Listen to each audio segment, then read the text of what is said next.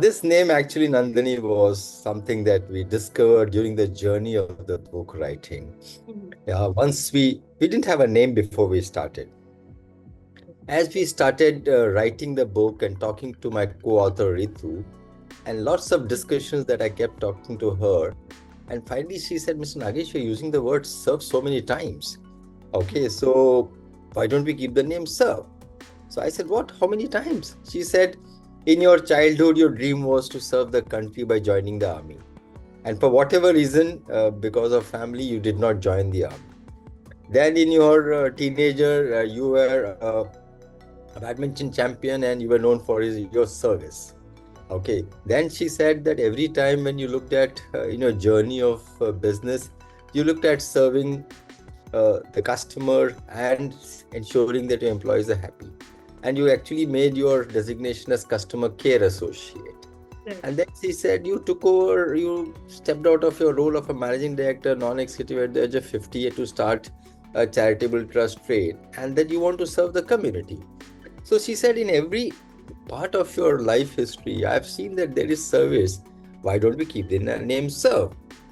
Oh, a lot of discussions happened in the family with the friends saying, serve could mean serving in the restaurant, serve could mean anything else. But I think we were all convinced that it was serve. And finally, when we added the tagline to it, okay, which is business from the heart, the shop to stop way, it actually fitted absolutely perfect.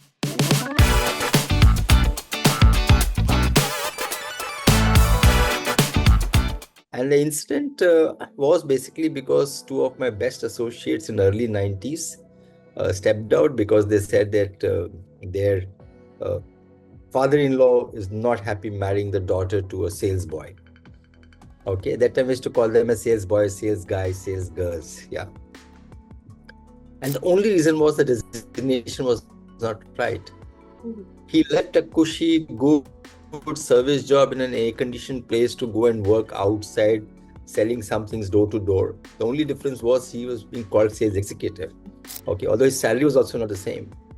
And that's where we actually sat together and said, if people leave us just for the designation, why can't we redesignate the whole front-end associates? Mm-hmm.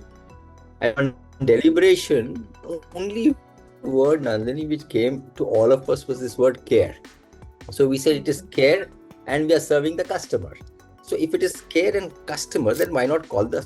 We said we are also here to care for customers, then why should we be called head office? Because head office always is like people with their head on the shoulder. So whereas our job is to take care of our stores, take care of customers all across the country. So we changed the name of our office also from head office to service office.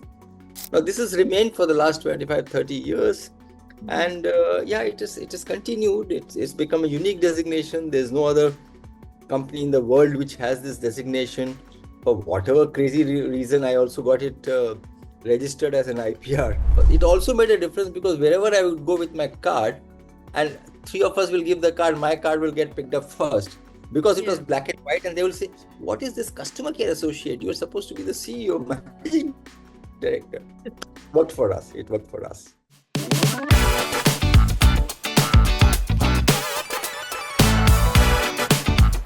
There was no challenge with the literary word. The challenge was with the way the book writing goes. I mean, all of us think that we are CEOs, managing directors, we can talk a lot and therefore we can write a lot. Okay, it's not true at all. I mean, expressing yourself in front of an audience is very different than expressing yourself through a book. And this was my third attempt. And earlier I tried on my own, it didn't work. I didn't like my own writing. And then I had another friend of mine, Sheetal and Raj, who said they will write for me about 10, 11 years back. We did a lot of research, but somehow I didn't get the inspiration from within to do it. But this time, about 2, 3 years, 4 years, wherever I go and talk, after 1 hour, people would come and say, Mr. Nagesh, you should write a book. Okay, so I thought I will write a book, but not this way. And when I expressed this to Akash Gupta of Prospered, he said, sir, you have to have a team, a literary agent. And when I spoke to Manish, he said, you should have a co-author and let me help you get a co-author. So he did introduce me to 3 of them. And finally, it looked that Ritu and I will strike well. And she's also based in Mumbai. And she's been a journal for years. And we signed up and we started writing the book. But first 6 months was very unique because it was my content, my story, my thoughts. Okay, but she had to put it in my words, and those my words was not coming out. Every time she would put together, I would say, Ritu, but this is not what I am. This is not who I am. And it took us 6 months to get that adjustment. But after 6 months, it was fabulous, fabulous. I mean, we used to do all. Yeah, Zoom recording. Then, of course, it helped because my wife loves books, my younger daughter loves books, and so both of them, read and re-edited and critiqued me and criticized me, and it went up and down, and finally 15 months, and we had the final print. And Manish said, we'll go for print day after tomorrow. So and Ritu said, let's read once more. And we read once more, and we sent 100 corrections. So it was not the final edition. Okay, but we are very happy with the way the book has come. It is not technical at all. I'm not technical. I like to use simple lessons that I have learned from the customers, learned from building a business, learned from difficulties. And my dad used to always say, find a solution. Okay, and we always looked at finding a solution in problem. And we've had multiple problems through the journey, through the business, through life.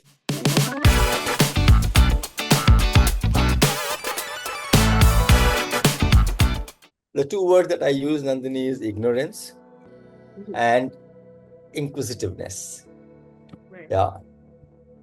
And of course, a big dream. Sometimes I call this as Pagalpan, stupid dream. When I was working for Corona based out of Bangalore, I used to run a small chain of stores called Corona Footwear. There were 128 stores across South and East. They were all small stores, 500 square feet. And after some time, I got a little fed up with the 500 square feet, and I will keep telling my boss, I wish somebody opens a 50,000 square feet. We Indians are very good at adding zeros in our dreams. Yeah. So I just said 500, why not 50,000? And then it so happened Mr. Raheja was looking for somebody to look at commercializing the Andheri, that cinema complex, which was 50,000 square feet. So a headhunter called me and saying, 50,000 square feet store, we want you to be the general manager of the store. I just jumped on that opportunity and came here. And after I came here, after a month, Mr. Raheja met me and said, in 90 days, you have to open the concept. Okay, and 90 days in the concept, when I'm the only employee, there's no employee, nothing. And eventually he said, this has to be a 50,000 square feet store. So we actually started planning the store through multiple iterations. So we said, what will be the option if you have to open in 90 days? The only option was starting with men's apparel because they were available. Second was, which segment will you target? We said we'll target the premium segment because the rest of the market was at lower and a middle segment. What will be the name? Oh, it took us the longest time to find a name. And accidentally, Mrs. Raheja saw a shop in Boston, which was Stop and Shop. And she messaged saying, how do you like Stop and Shop? And we said, no, ma'am, we don't want to copy the word. Let's call it a Shop and Stop. And then we said Shopper's Stop. And that's how the name came. I always believed that customers should have a choice. So this has to be a self-service. So the first self-service store of the country. Second was, I realized that customers trust you when you get a printed bill.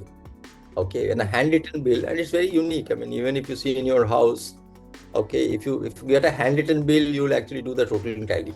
But if you get a printed bill, you don't do the tally. I mean, this was such a psychology there. And the third was that if you have to make it big, it has to have the whole inventory management and everything using the technology. So these are the four things which came together at that point of time. And we set up the store. But only thing is, this was the largest men's store in the city and probably in the country. This was the only store which was selling all brands, because most of the stores were not selling brands. So that also gave us an opportunity for brands to come to our store. Yeah, so that made a big difference. So we had the support of the brand. And we started off with 12 associates and myself.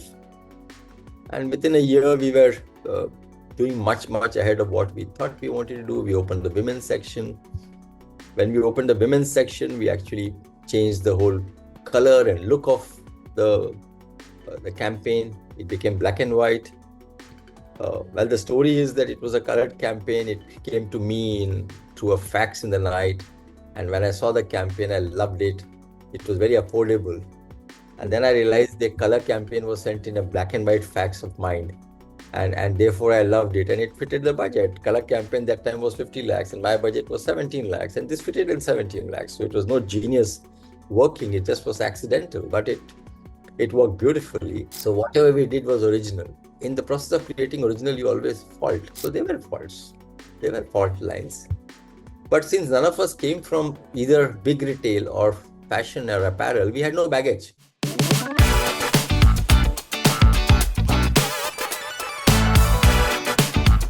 There are three things I would say. First of all, very rarely do people promote and appreciate promoters like Rahejas. First of all, they are not in the media. They don't come out.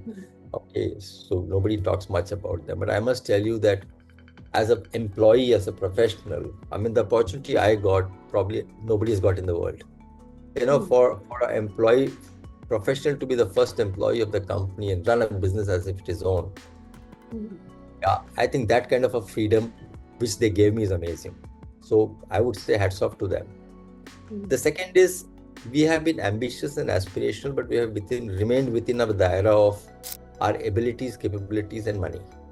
So when we open a new business, we started something, if we felt that this is not something we can carry on, okay, we didn't drag, we just closed it. Okay, and therefore Shopper Stop continues, and all the monies we have put in. So our ambition has been department stores, our aspiration has been department stores, and I think we remained in the first 15 years, 20 years that I was running, we remained a department store business, and therefore we are continuing. But if you ask me, one reason why we have survived is our customers. See, even today, 75 to 80% of our business comes from our First Citizen program. So we are almost like a private club of customers. Yeah, in fact, there are stores in Bannerghatta and Andheri where 95% of the customers who come are from the First Citizen Club. So we become like their home store. That is the only reason I would say we have survived. The second is, although management has changed, leadership has changed, but certain value systems have continued. Okay, and there are some strings to the value systems. For example, again, this could be the only company, maybe in the world that I know of, which has an anthem. Okay, and the anthem is for the customers. And we sing this anthem every day, 10:45 across the company. Maybe 10, 15,000 people sing on it every day. Maybe the Almighty also hears the vibrations. Okay, and says, oh guys, let's bless them. But that keeps us connected.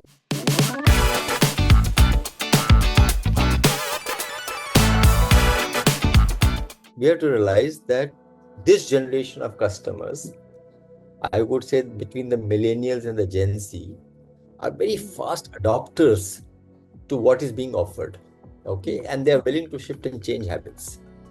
So when customers change habits, I think retailers have no option to not be aligned to the customer. So if my set of customer, our average customer age is 28 to 45. So if my set of customers wants a lipstick in 30 minutes time, okay, and somebody else is delivering, then we will not have any option. Unless we believe that we are okay not getting this share of the market, because there's a cost to it. Okay, but what happens is when you start looking at everything and saying, I will not do this, I will not do this, I will not do this, but you will not exist. So whether it is going to be quick commerce of 15-30 minutes, but definitely same day delivery, in 2 hours, 3 hours delivery, all that will happen. Because that's the way the Indian consumer is being shaped. Whether it is good or bad, I don't recommend. Personally, if you ask me, it's not good. Because honestly, nobody ever wanted to have these things in 1 hour and 15 minutes.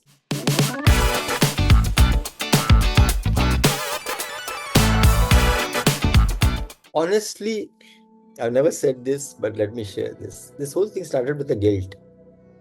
Okay, as a managing director of the company, for some reason, I looked at saying, what's happening to the front-end employee? And I realized that in the last 20 years, all of us have grown. But in this country, the blue-collar worker has not grown at all. Okay, I'm not only talking of retail, because of these minimum wages, everybody is stuck to minimum wages. Everybody is very happy with the attrition because they lose to employee of 15,000 and get him back at 12,000. Okay, and we think we have done a great cost saving. I also looked at their lives. It's part of my journey. And I said, these guys were bachelors. I actually tracked some of them who started the journey with me in 1991. There were 3 of them who had actually not grown. They had remained as associate. And the balance had become accountant, general managers, CEOs, and all that. These three people, they were in 20s that time and 40s now. That time, salary to this time, they have not been able to beat inflation. And now they have a family of 3 or 4. So what have they done? They have made businesses valuable, promoters rich, okay, organization wealthy, but they have not grown.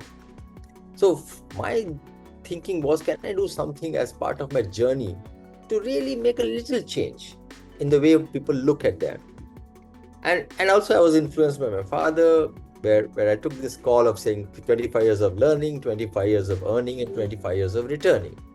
Okay, and that's where I stepped out, Nandini, at the age of 50 from being the managing director of the company, went into a non-executive role. Post statements became our way of looking at the industry. The first was saying, we don't tell the society that we work for retail. We don't even get girls to marry. So pride.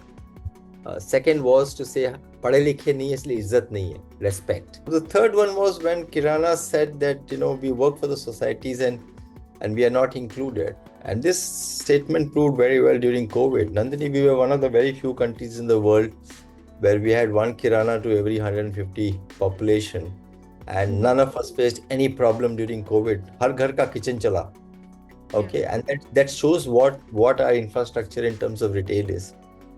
And the fourth was, पढ़े लिखे नहीं है, कोई पढ़ाता नहीं, आगे कैसे बढ़ेंगे? So we just picked up these 4 statements, created 4 words: pride, respect, inclusion, and development. So we just picked up 12th of December and said, let's celebrate Retail Employees Day. Thank you, bola kya? It's caught on like fire. Like I said, 33 countries, more than 20 million people celebrating. It's becoming bigger by the day. First time we had FMCG player going and celebrating with Kirana. Mariko, managing director Saugata, went into the Kirana ecosystem. So lots of things are happening. It's fabulous. On the respect, we created an award based on customer service stories. That also is the biggest award in the country. In 2015, we took this to Rome with IGDS. 17 Toronto, 19 we took it to Tokyo, 23 we took it to Dubai.